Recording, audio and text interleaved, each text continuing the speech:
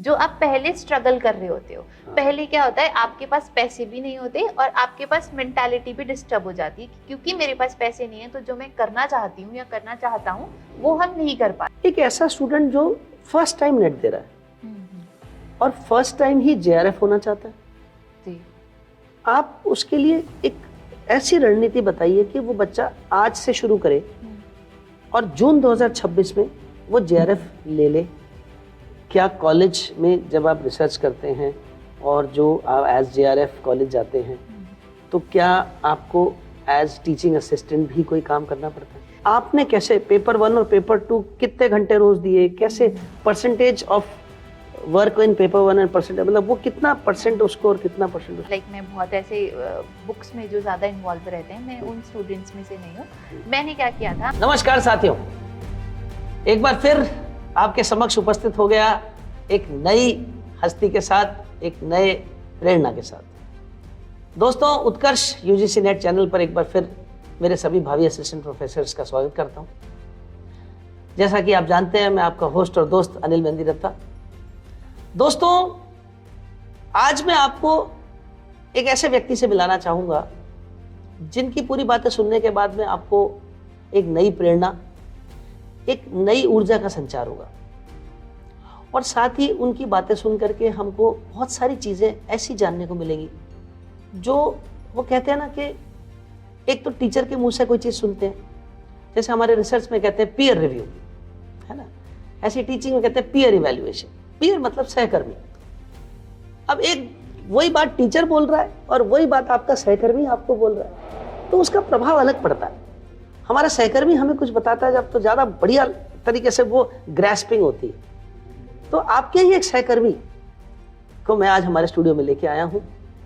हमारी पुरानी स्टूडेंट भी हैं ये, और हमारी हमारी जो टीम थी उसकी टीम के मेंबर भी रही हैं, और अब इन्होंने रोल चेंज किया और तरक्की की जीवन में। और दोस्तों, आज उन्हीं की जुबानी उनकी तरक्की की कहानी हम सुनेंगे। कैसे इन्होंने अपने जीवन की यात्रा में किस तरह से पढ़ाई, फिर जॉब के साथ पढ़ाई, फिर उसके बाद सिलेक्शन, यूजीसी नेट जेआरएफ में सिलेक्शन, और फिर उसके बाद में जेआरएफ स्कॉलर की यात्रा, ये सब कैसे की इन्होंने, ये भी जानेंगे। और अब क्योंकि जेआरएफ ये व्यक्ति कर रहा है, तो जेआरएफ में ये क्या कर रहे हैं उस पर भी हम रोशनी डालेंगे कि जेआरएफ की असली इनसाइड स्टोरी क्या होती है। अब सभी लोग जानते हैं कि नेट और जेआरएफ क्या होता है और जेआरएफ में पीएचडी करते हैं, और एक थ्योरेटिकल बातें हम सबको पता है। आज प्रैक्टिकल एस्पेक्ट देखेंगे उसका। तो बिना और समय नष्ट करे हुए मैं आपके सामने मिलाने जा रहा हूँ। हमारे स्टूडियो में आ चुकी हैं पूनम मैम। नमस्कार पूनम। नमस्कार sir, thank you so much. तो पूनम हमारे साथ पहले से जुड़ी हुई थी, उत्कर्ष में एज ए कंटेंट राइटर हमारे यहाँ हमारी टीम की मेंबर थी, और आपके बहुत सारे कंटेंट में वो कहते हैं ना कि हम लोग तो we are the face of the film, हम लोग तो एक्टर्स होते हैं, हमारे पीछे के जो हाथ पैर हैं हमारे, वो पूनम जैसे ही हमारे टीम मेंबर्स हैं। तो पूनम, सबसे पहले तो आपका स्वागत है हमारे इस स्टूडियो में। धन्यवाद sir, and it is a great privilege to be here again. हाँ, एक तो अब यही मेरा पूछने वाला था मैं क्वेश्चन के, अब वापस आप उसी टीम में आए, वापस उस स्टूडियो में आए, कैसा लग रहा है आपको? सबसे पहले तो ये बताओ। ये तो एक बहुत ही अलग एक्सपीरियंस होता है ऐसी जगह पे जाना, एज अ गेस्ट जाना, जहाँ पे हम इस तरीके का डिस्कशन कर रहे हैं अब आके। बिल्कुल, जबकि इसी जगह पे पहले हम बैक स्टेज पे काम करते थे, और तो ये बहुत ही अलग एक्सपीरियंस है और बहुत ही ऑनर भी है कि हम वापस अब ऐसी जगह जहाँ पे हमने कुछ बैक स्टेज से कंट्रीब्यूट किया। आप हमारे स्टूडेंट्स को कुछ पहले अपने बारे में बताइए, आपका इंट्रोडक्शन दीजिए पहले। जी, सो हेलो एस्पिरेंट्स, जैसा कि सर ने मुझे ऑलरेडी इंट्रोड्यूस कर दिया है, my self Poonam Sharma, UGC net JRF scholar with subject education. Sir, introduction की अगर मैं बात करूँ तो मैं एकेडमिक इंट्रोडक्शन। आप रूरल बैकग्राउंड से हैं कि अर्बन बैकग्राउंड से? सर, मैं रूरल बैकग्राउंड आप कह सकते हैं, लेकिन मेरी लाइफ में काफ़ी सारे वैरायटी ऑफ एक्सपीरियंसेस रहे हैं, तो मुझे रूरल एक्सपीरियंसेस भी हैं, साथ ही साथ अर्बन एक्सपीरियंसेस। अच्छा, ये बताइए पूनम जी, जैसे आपने अपने लाइफ में पहले पढ़ाई शुरू करी जी, फिर आपने उत्कर्ष में जॉब किया, कंटेंट राइटर थे आप, फिर उस कंटेंट की जॉब करते करते, क्योंकि वो तो फुल टाइम जॉब था, बिल्कुल, तो वो जॉब करते करते ही आपने यूजीसी नेट निकाला, या पहले निकाल चुके थे अब यूजीसी नेट, या बाद में निकाला छोड़ने के बाद? मैं जानता हूँ, लेकिन फिर भी आपके मुंह से सुनना चाहता हूँ। जी जी। हाँ। सर, तो मैं आपको ऑनेस्ट स्टोरी बताती हूँ। हाँ, ऑनेस्टी चाहिए जी। तो यूजीसी नेट एक बार मेरा पहले क्लियर था। अच्छा। लेकिन काफी सारी कमियां रही जिनकी वजह से जेआरएफ नहीं हो पाया। फिर मैंने उत्कर्ष ज्वाइन किया। अच्छा। उत्कर्ष की कंटेंट टीम मैंने ज्वाइन की, जहाँ पे मैंने बतौर कंटेंट राइटर काम किया, और कंटेंट राइटर का काम करते करते मेरा जेआरएफ हुआ है। अच्छा, ये बताओ, जैसे आपने उत्कर्ष में कंटेंट में थे आप जी, और आप उत्कर्ष में जॉब करते करते पढ़ाई का मौका, पढ़ाई का समय मिल जाता? बिल्कुल सर। तो वो पढ़ाई आपने की, तो क्या आपको लगता है कि उस पढ़ाई और जॉब के साथ वो मैनेज हो सकता है जस्टिस? क्योंकि यहाँ बहुत सारे ऐसे मेरे बच्चे हैं, ऐसे स्टूडेंट्स जो कहते हैं सर जॉब कर रही हूँ सर, घर देख रही हूँ सर, बच्चे भी हैं सर, जॉइंट फैमिली भी है, मतलब there are so many excuses in life that we create. तो ये बच्चे कहते हैं सर हम जॉब के साथ कैसे करें? लीजिए, ये एक एग्जांपल है आपके सामने, जो जॉब के साथ इसने लड़की ने क्लियर किया और जेआरएफ किया। जी जी। तो वो बताइए आप कैसे मैनेज कैसे किया? बिल्कुल सर, पहला तो मेरा थोड़ा प्रिविलेज ये रहा कि जो मेरी जॉब थी वो पढ़ाई से रिलेटेड ही थी। बिल्कुल। क्योंकि मैं कंटेंट राइटिंग कर रही थी यूजीसी में जी, और यूजीसी नेट कैटेगरी में ही थी, और मैं पेपर 1 को भी डील कर रही थी। तो उसको फायदा मिला उसमें? बिल्कुल बिल्कुल फायदा मिलता है सर, क्योंकि मेरा मानना ये है कि जब अपन पढ़ते हैं किसी चीज को, किसी कंसेप्ट को, तो हम उसमें अपना 100% देते हैं। लेकिन अगर वही कंटेंट हमें किसी और को पढ़ाना होता है, किसी और को बताना होता है, समझाना होता है, तो उसमें हम 100% से बढ़ के कुछ अपना कंट्रीब्यूशन देते हैं। हम अपने सेफ जोन से, अपने कंफर्टेबल जोन से बाहर निकल के कुछ चीजों को सर्च करते हैं। तो वो क्या दिक्कतें रही एक जॉब के साथ पढ़ाई, उसको मैनेज कैसे किया? सर, सबसे पहला तो टाइम मैनेजमेंट का इशू आता है। सबसे पहले तो आपको जॉब में सेटल होने में प्रॉब्लम्स आते हैं, लाइक टाइमिंग का बहुत इशू होता है। आप जब नया नया जॉब शुरू करते हैं तो शाम को जब आप जॉब खत्म करके घर जाओगे थक जाते हैं। बिल्कुल। तो पढ़ाई का समय कैसे निकालें? तब ऐसा लगता है कि पढ़ाई करने को क्यों कहा जा रहा है, हमें बस रेस्ट करने दिया जाए। लेकिन ऐसा हमें उसी चीज से बचना है। स्टार्टिंग के लिए ये चीजें ओके होती है, बिकॉज आप तब रूटीन में आते हो। आप कैसे अपने आप को सेल्फ मोटिवेट करते थे? बच्चों को बताओ ना, ये बेचारे मोटिवेट नहीं हो रहे, ये कह रहे हैं कि हमें भी ऐसा जानना है। सर, मेरा एकमात्र वही मोटिवेशन है, मैं उस लाइफ को एम कर रही थी जो मैं आज जी रही हूँ। जी बिल्कुल। तो वहां से मैं उसी पे आने वाला हूँ। आप आज कैसी जी रही लाइफ वो भी जानना है हमको वो भी जानना है। बिल्कुल बिल्कुल सर। अच्छा, ये बताइए, आप जैसे एक स्ट्रगल से गुजरे, आपने जॉब के साथ पढ़ाई करी, पढ़ाई करके फिर आपने जेआरएफ निकाला। आपको ये उम्मीद थी कि आप फर्स्ट बार में ही जॉब के साथ जेआरएफ निकाल लेंगे, जो कि आपने बिना जॉब के नेट ही निकाल पाए, बल्कि जॉब के बाद जेआरएफ निकाला? सर, कहीं ना कहीं मुझे थोड़ी उम्मीद भी थी, लेकिन डर भी था कि जब मैं पूरा पढ़ाई पे ध्यान दे रही थी तब मेरा जेआरएफ नहीं हो पाया, तो मैं जॉब के साथ तो कैसे ही जेआरएफ निकालूंगी। लेकिन ऐसा तो नहीं है कि सच में जॉब की वजह से जेआरएफ निकला, क्योंकि उसी माहौल में आप यूजीसी में ही। May be one of the reasons कि क्योंकि हम कंटेंट प्रिपेयर कर रहे थे और हमारी बिल्कुल मेहनत होती थी कि जो हमारे एस्पिरेंट्स हैं, जो यूजीसी उत्कर्ष से जुड़े हुए हैं, उन्हें अगर हम जेआरएफ क्वालिफाई कराना चाहते हैं तो हमें एक स्टेप आगे जाके उनको कंटेंट देना पड़ेगा। अब क्योंकि एक स्टेप आगे जाके कंटेंट देना है, तो हमें अपना जो पढ़ा हुआ कंटेंट है इससे 2 स्टेप आगे जाना पड़ेगा। तो ये कहीं ना कहीं मुझे, कहीं ना कहीं नहीं, एक्चुअली इसने मुझे 90% हेल्प की अपना जेआरएफ। अब वहां से आप निकल के जेआरएफ में आए। जी। सबसे पहले तो हमारे स्टूडेंट्स को आप ये बताइए, ये तो हम सब स्टूडेंट्स, हमारे स्टूडेंट जानते हैं कि जूनियर रिसर्च फेलोशिप होती है। कई बार ये मुझसे पूछते हैं नेट और जेआरएफ में क्या फर्क है, तो वो भी मैं समझा दिया इनको। अब आप जेआरएफ एज ए स्कॉलर काम कर रही हैं जी। You tell us about your life which had changed. What were the changes that happened before JRF and after JRF? क्या क्या चीजें थी जो प्लस एंड माइनस दोनों बताइएगा। Sure sir. तो सबसे पहले जो हमें इस एज में आके सबसे पहला कॉन्स्ट्रेंट जो सभी की लाइफ में आता है, वो होता है फाइनेंशियल बैकिंग का थोड़ा सा। तो जेआरएफ पैसा चाहिए सबसे और हम माने चाहे नहीं माने, लेकिन लाइफ में जो है वो कहीं ना कहीं प्राइमरी मोटिव का काम मनी ही करती है आपका। तो कितना मनी मिल रहा है? सर, आई गेस ये तो हम सभी अवेयर नहीं तो नहीं पता। हमारे बच्चों को कुछ नहीं पता है, समझ लो। आप हमें बिल्कुल बेसिक से सिखाओ।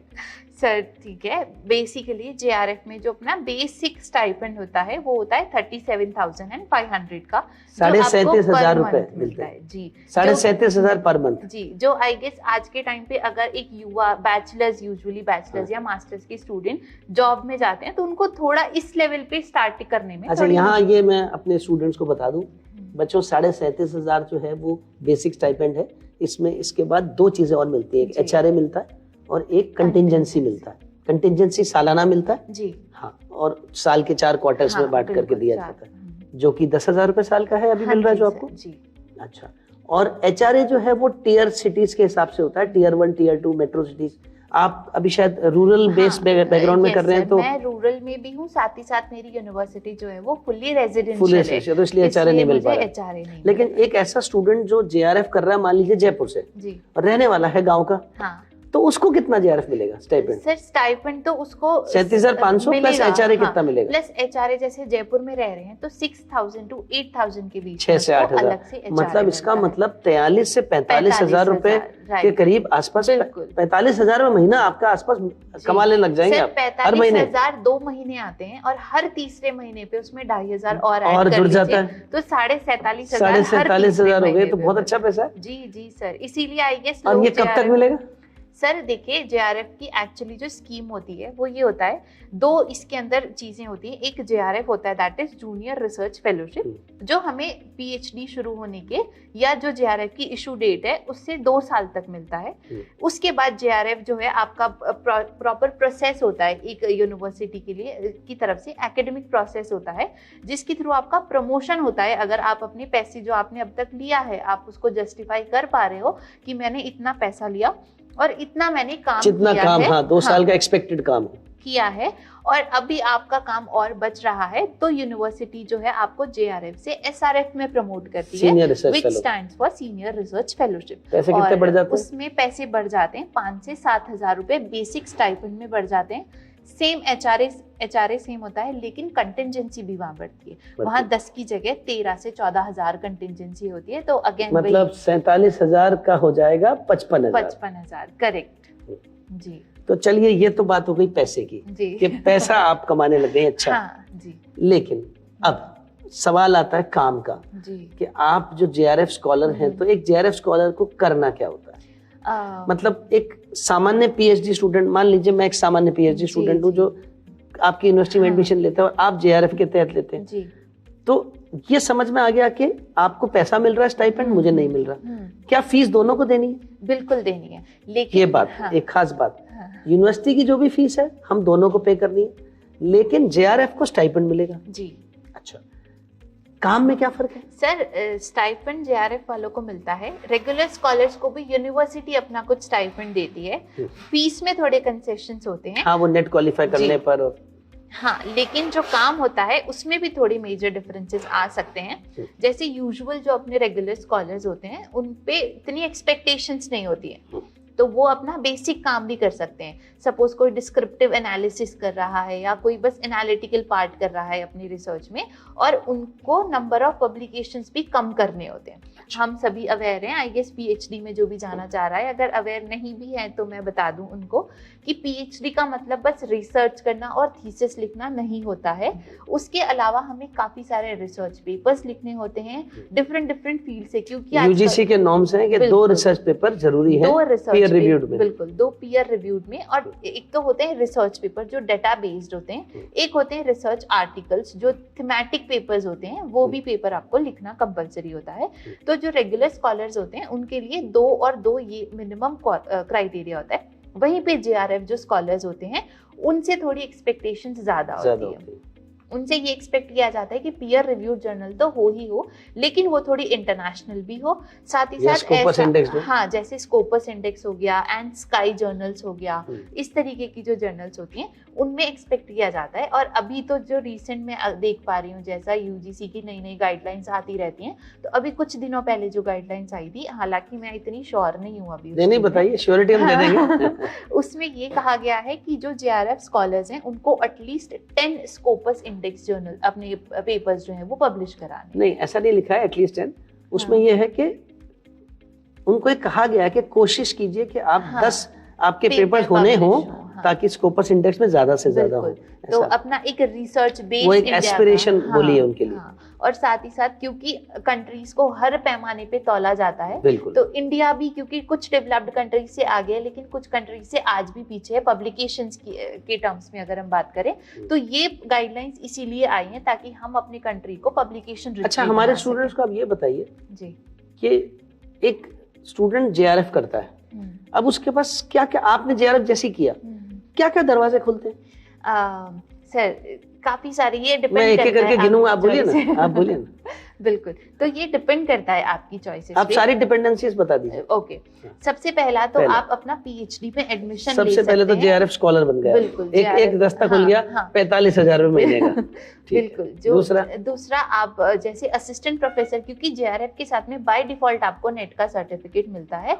तो अगर किसी यूनिवर्सिटी में, चाहे सेंट्रल गवर्नमेंट हो चाहे स्टेट गवर्नमेंट है, वहाँ पे असिस्टेंट प्रोफेसर की वैकेंसी आ रही है, तो आप एग्जाम देके अपॉइंट हो सकते हैं वहाँ पर। अच्छा, एक बात बताइए जी, आप या तो जेआरएफ कर सकते हैं या असिस्टेंट प्रोफेसर की वैकेंसी अप्लाई कर सकते हैं, या दोनों कर सकते हैं? अप्लाई तो हम जेआरएफ को अवेल करते हुए कर सकते हैं, लेकिन जब हम जॉब पे आ जाते हैं। एक सिचुएशन, एक बार ये सिचुएशन मेरे से एक स्टूडेंट ने पूछी थी। अच्छा। उसको तो मैंने जवाब दे दिया। अब आपसे पूछ रहा हूँ कि आप जेआरएफ हैं, आप स्कॉलरशिप ले रही हैं, लेते हुए आपको 6 महीना हो गया, 8 महीना हो गया फॉर एग्जाम्पल, अचानक वैकेंसी आई गवर्नमेंट की, क्या आप भर सकती हैं? बिल्कुल भर सकती हूँ। क्यों, क्या जेआरएफ जॉब नहीं है? जेआरएफ परमानेंट जॉब नहीं है, हम कह सकते हैं कुछ शॉर्टर पीरियड। तो आप जेआरएफ के लिए एज ए जेआरएफ आप भर सकते हैं? बिल्कुल भर सकते हैं। तो जैसे ही आप भरे आपने और आप सिलेक्ट हो गए, तो जिस दिन से मेरा अपॉइंटमेंट शुरू होता है, अपॉइंटमेंट लेने से पहले मुझे अपना जेआरएफ को डिसबैंड करना पड़ेगा, क्योंकि हम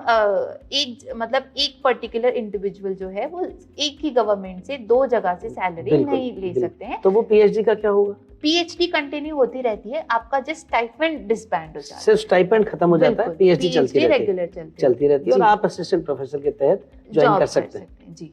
अच्छा, और जेआरएफ होने के और क्या फायदे हैं? और भी काफी सारे फायदे हैं। जैसे अभी अपन एनसीईआरटीज या और गवर्नमेंटल बॉडीज की बात करते हैं, तो वहाँ पे एक पोस्ट होती है रिसर्च एसोसिएट की, या रिसर्च असिस्टेंट्स हम जिनको कह सकते हैं। तो वहाँ पे प्रेफरेंस दिया जाता है। सारा मैटर जेआरएफ होने के बाद प्रेफरेंसेस का हो जाता है। बिल्कुल सही। तो जब कोई रिसर्च प्रोजेक्ट आता है जो आपकी इंटरेस्टेड एरिया से रिलेटेड आया, तो उसमें अगर वैकेंसी आ रही है तो वो लोग जेआरएफ स्कॉलर्स को ज्यादा प्रायोरिटी देते हैं। तो एक जॉब आपकी वो हो जाती है। और उसके अलावा एडटेक में आपको ज्यादा प्रेफरेंसेस दिए जाते हैं, जो आजकल का फास्टेस्ट ग्रोइंग हम फील्ड कह सकते हैं। तो जेआरएफ में एडटेक के चांसेस इसलिए ज्यादा है बिकॉज एस्पिरेंट्स आते हैं यहाँ प्रिपरेशन करने के लिए, राइट। तो अगर क्रेडिबिलिटी बढ़ जाती है आपकी, अगर स्टूडेंट्स कैसे भरोसा करेंगे कि एक पर्टिकुलर इंडिविजुअल 1% कोई मिलता है जेआरएफ, तो इसका आप अगर उस टॉप 1% में है, मतलब आपकी credibility as your subject expert बढ़ जाती है। और स्टूडेंट्स का थोड़ा ट्रस्ट भी बढ़ जाता है कि जिस इंडिविजुअल से वो पढ़ाई करने आ रहे हैं उनका खुद का जेआरएफ है, तो वो हमें भी जेआरएफ दिला सकते हैं। ये कुछ चांसेस बढ़ जाते हैं। बिल्कुल सही बात है। तो पूनम ये बताइए कि अब जेआरएफ के बाद आपकी लाइफ में क्या चेंज आया? सर सबसे पहला तो अभी हम इतनी देर से फाइनेंशियल बैकिंग को डिस्कस कर रहे हैं। हाँ, वो एक तरीके से आप उससे रिलीव हो जाते हो। और सर जब फाइनेंशियल बैकिंग थोड़ी सी रहती है तो मेंटल स्टेबिलिटी भी आती है कहीं ना कहीं, जो आप पहले स्ट्रगल कर रहे होते हो। पहले क्या होता है, आपके पास पैसे भी नहीं होते और आपके पास मेंटालिटी भी डिस्टर्ब हो जाती है, क्योंकि मेरे पास पैसे नहीं है तो जो मैं करना चाहती हूँ या करना चाहता हूँ वो हम नहीं कर पाते। और क्योंकि हम इस एज में हैं जहाँ पे हम घर वालों से भी थोड़ा सोचना पड़ता है इस एज में आके, तो हम अपने ड्रीम्स की तरफ नहीं जा पाते, हम अपने रिस्पॉन्सिबिलिटीज को चूज करते हैं ओवर आवर ड्रीम्स। तो वो एक चीज कहीं ना कहीं जेआरएफ से फायदा दिलाती है, क्योंकि 5 साल तक आपको फाइनेंशियल बैकिंग मिल रही है। मतलब क्या है कि 5 साल तक आप फ्री हो आपके ड्रीम्स को ऑप्ट करने के लिए।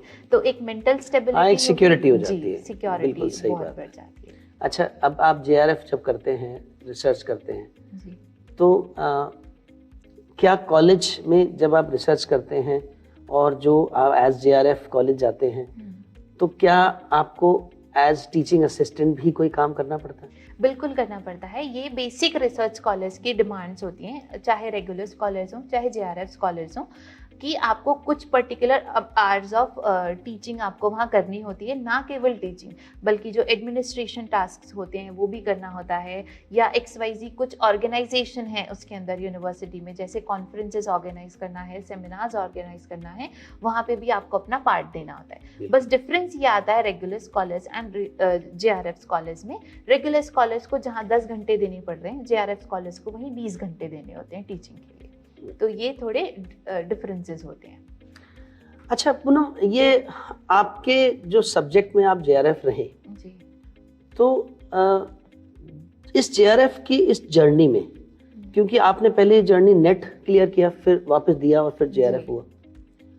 एक ऐसा स्टूडेंट जो फर्स्ट टाइम नेट दे रहा है और फर्स्ट टाइम ही जेआरएफ होना चाहता है जी, आप उसके लिए एक ऐसी रणनीति बताइए कि वो बच्चा आज से शुरू करे और जून 2026 में वो जेआरएफ ले ले, तो वो क्या करे अपार्ट फ्रॉम, मान लीजिए उत्कर्ष का उसने बैच ज्वाइन कर रखा है जी, इसके अलावा और क्या करे?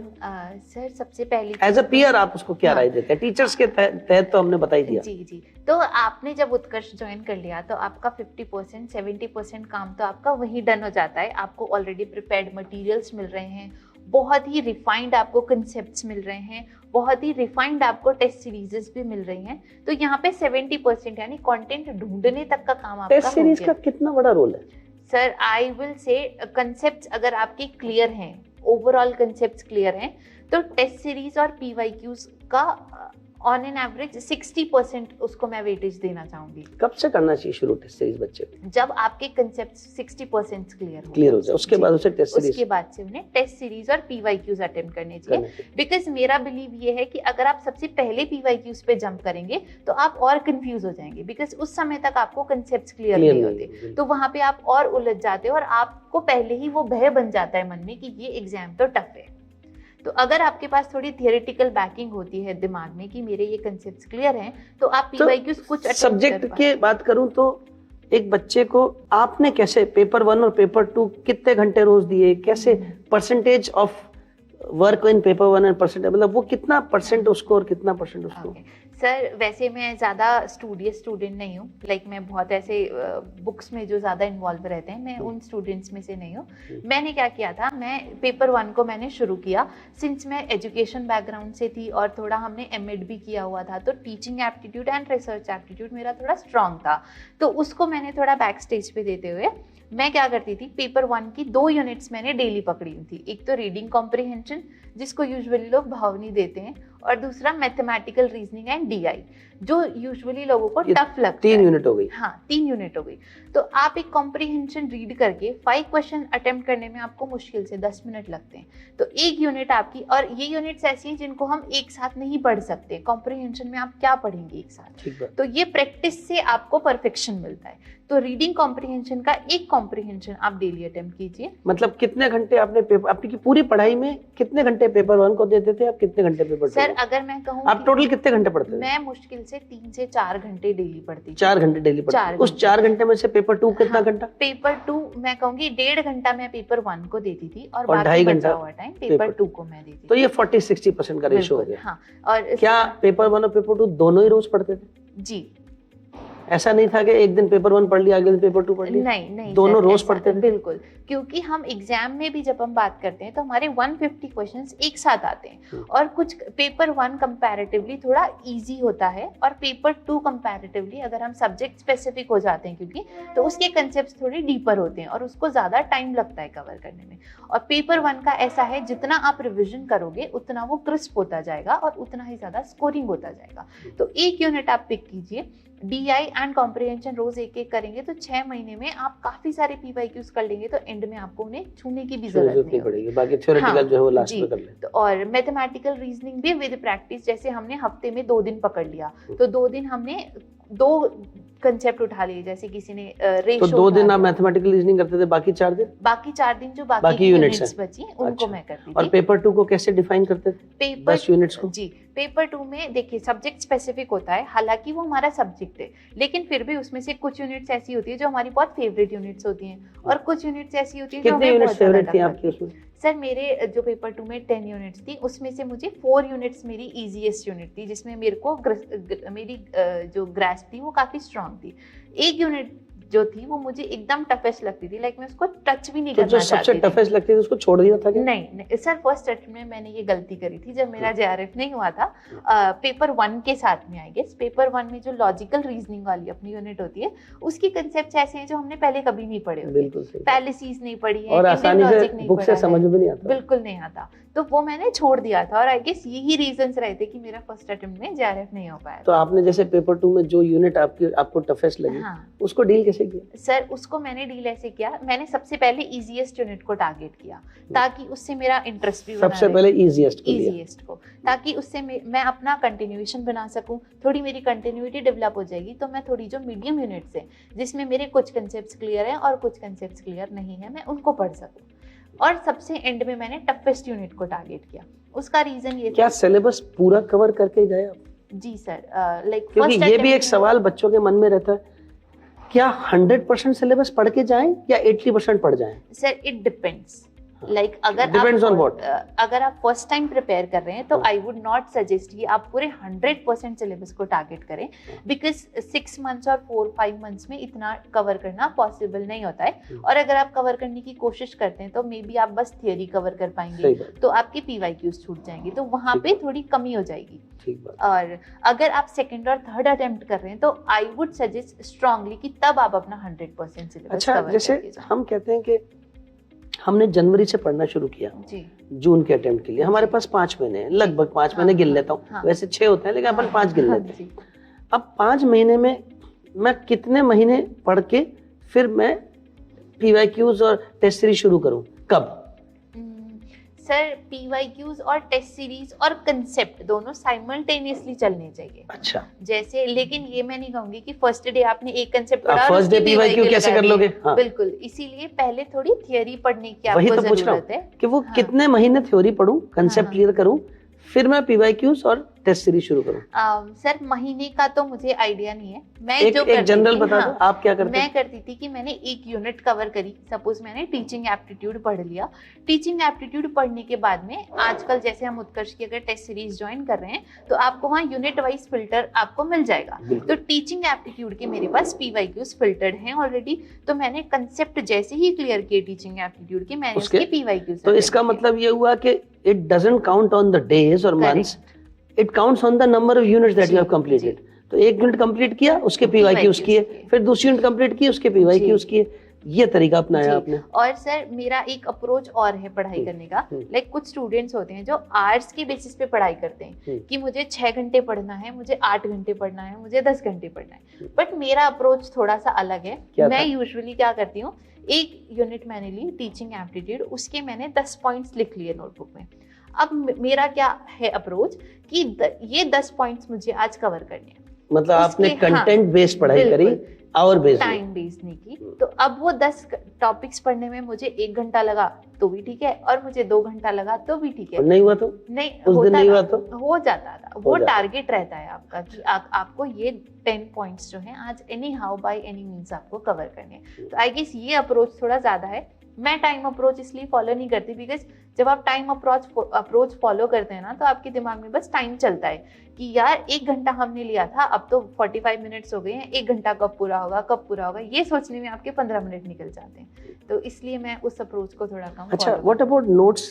जैसे आप जो आपका सब्जेक्ट पढ़ते थे तो उसका नोट्स कैसे बनाते थे? शॉर्ट नोट्स या लॉन्ग नोट्स? नहीं, स्टार्टिंग में जब आप एक बार पढ़ते हो, अगर आपके पास किसी बुक के थ्रू आपको कंटेंट बहुत अच्छा मिल रहा है तो आपको बार बार लिखने की ज़रूरत नहीं है, बस शॉर्ट नोट्स उसके अंदर से हम बना लेते हैं, जो हमें विद एक्सपीरियंस पता चल जाता है। जब हम PYQs अटेम्प्ट करते हैं तो हमें पता चल जाता है कि इस यूनिट में से ये टॉपिक्स की फ्रीक्वेंसी बहुत ज़्यादा है, उन टॉपिक्स से रिलेटेड हम शॉर्ट नोट्स बना सकते हैं। अच्छा, और वो नोट्स का लास्ट में रिवीजन का क्या सीन है? रिवीजन साथ साथ करते थे या एक साथ लास्ट में करते थे? सर मेरा ऐसा था, एक यूनिट मैंने पढ़ी, उसका मैंने रिवीजन कर लिया, PYQs कर लिया, खत्म। वो बंद। दोबारा उसको कब उठाएंगे? दोबारा उसको मैं अगली 2 यूनिट जब पूरी हो जाएंगी तो फिर मैं तीसरी यूनिट को खोलती थी। वही मैं पूछ रहा हूँ, वो क्यूमुलेशन कब शुरू करना है? एक यूनिट खत्म, फिर दूसरी खत्म, फिर तीसरी खत्म जी, फिर तो 3 यूनिट का फिर एक साथ आप रिवीजन, फिर 3 का एक साथ रिवीजन, फिर ऐसे ही 4th 5th 6th and at the end आप पूरी 10 यूनिट्स को एक साथ रिवाइज कीजिए। या बीच में आपको कभी हैवी हो जाता है कि 3 यूनिट्स एक साथ रिवाइज करना बहुत मुश्किल है तो आप 2-2 यूनिट्स भी पिक कर सकते हैं। ठीक है।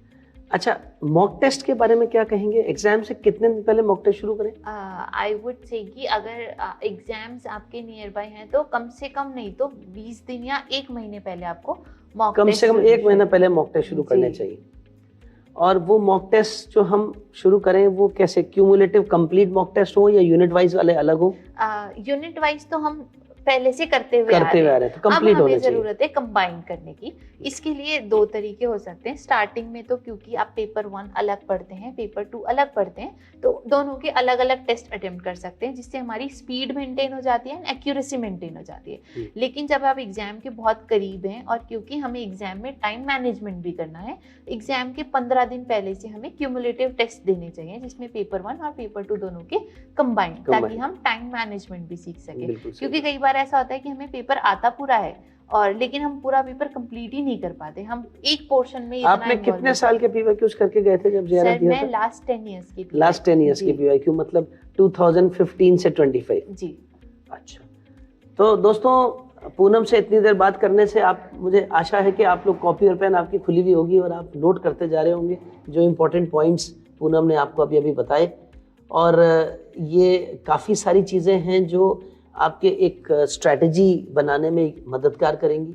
दूसरी बात, इसमें बहुत सारी ऐसी चीज़ें भी पूनम ने हमें बताई जो आपके काफ़ी सारे रास्ते पर प्रकाश डालेंगी कि आगे आने वाला रास्ता हमारा कैसा हो, हमें क्या क्या चीज़ें हैं जो करनी है और क्या क्या है जो नहीं करनी। वो कहते हैं ना, dos and don'ts of the path. तो दोस्तों सबसे पहले तो पूनम आपका बहुत बहुत धन्यवाद, हमारे स्टूडियो में आए और इतनी बढ़िया, इतनी सारी बातें आपने हमारे स्टूडेंट्स को, हमारे एस्पिरेंट्स को बताई। तो उत्कर्ष के इस प्लेटफॉर्म से वो क्या क्या चीजें हैं जो आपको उत्कर्ष से बहुत फायदा मिला, योगदान मिला? आपकी पढ़ाई में उत्कर्ष ने आपको क्या हेल्प करी? सर सबसे पहले तो हमारा कंटेंट डेवलपमेंट में बहुत ज़्यादा इससे मुझे फ़ायदा हुआ। जब हम कंटेंट डेवलप कर रहे थे तो कई अलग अलग तरीके की चीज़ें जो हमने नहीं सुनी थी या हम सोचते थे कि हम इनको छोड़ जाएंगे, जैसे लॉजिकल रीजनिंग वाली यूनिट हो गई है, तो वहाँ से भी फ़ायदा मिला। प्लस जो टेस्ट सीरीजेस हम बना रहे थे तो हम उनको खुद भी अटेम्प्ट कर रहे थे, ताकि हमें भी पता चलता कि एज हमें बनाते। एक बार मैं क्लास में यही बात बोल रहा था, एक दिन मेरे से क्लास में एक स्टूडेंट ने कहा, सर मैं खूब पढ़ रहा हूँ, मैं और क्या करूँ? मैं बोला तू एक काम कर, तू जो पढ़ लेता है शाम को मम्मी को बैठा के उसको पढ़ा दे, पापा को पढ़ा दे, दोस्त को पढ़ा दे, भाई को पढ़ा दे, बहन को पढ़ा दे। जब हम कोई चीज पढ़ते हैं और उसी चीज को हम दूसरे को पढ़ाते हैं तो वो उससे हम डबल सीख जाते हैं। और कहीं ना कहीं थोड़ा फोटोजेनिक मेमोरी होती है, तो जब हम पढ़ रहे होते हैं तो मे भी इतना याद नहीं होता, लेकिन जब हम किसी को पढ़ा रहे होते हैं, बात कर रहे होते हैं, तो कुछ सीन्स ऐसे माइंड में क्रिएट हो जाते हैं। एजुकेशन में एक एडगर डेल की कोन ऑफ लर्निंग भी तो है, उसमें भी तो यही कहा गया है। हाँ, वहीं से बिल्कुल, इसीलिए एजुकेशन आई गेस इम्पोर्टेंट है, बिकॉज कुछ मेजर ऐसे कंसेप्ट्स हैं, थियरीज है जिनको हम पिक करके डेली लाइफ में काफी ज्यादा एक्चुअली प्रैक्टिकली बढ़िया है वो। बिल्कुल। तो दोस्तों आशा करता हूं आज के इस सेशन से आपको लाभ मिला होगा और इस सेशन से आपने जो इम्पोर्टेंट बातें हैं वो पिक की होंगी, लिखी होंगी, नोट्स बनाए होंगे और इनको इम्प्लीमेंट कीजिए। इन सब बातों से आपके अब आगे आने वाले जीवन के वो जो यात्रा है, वो जो एक आपने एक लक्ष्य निर्धारित किया जून 2026 में जेआरएफ करने का, तो उसके लिए वो क्या क्या चीजें हैं जो अब हमको करनी है उनको नोट डाउन कीजिए, स्ट्रैटेजी बनाइए और उस रणनीति से फिर उसको स्टार्ट कीजिए। एक पूनम ने बड़ी अच्छी बात बोली कि अगर आपने उत्कर्ष का बैच ज्वाइन कर लिया तो 50-60% काम तो आपका वैसे ही हो गया। लेकिन साथ में मैं पूनम एक बात और कहूंगा, आप सभी को कहूंगा, सिर्फ बैच ज्वाइन करना नहीं है, रेगुलर रहना है। बिल्कुल, लाइव क्लास में रेगुलर रहना है, रोजाना लाइव लेनी है। लाइव लेने और रिकॉर्डेड लेने में बहुत फर्क होता है। तो रोजाना लाइव क्लास आप लेंगे, रोजाना नोट्स उतारेंगे, टीचर रोज कुछ काम देता है, वो रोज काम करके अगले दिन डाउट्स पूछेंगे। तो ये सारी चीजें आपके परत दर परत चढ़ती जाएगी और आपके उस सफलता में योगदान देगी। जी sir, consistency is the keyword. तो दोस्तों आज के लिए इतना ही, फिर मिलेंगे जल्दी ही आपके साथ और क्लास में तो रोजाना मिलेंगे ही। अगर अभी तक आपने उत्कर्ष का बैच ज्वाइन नहीं किया है तो जरूर कर लीजिए।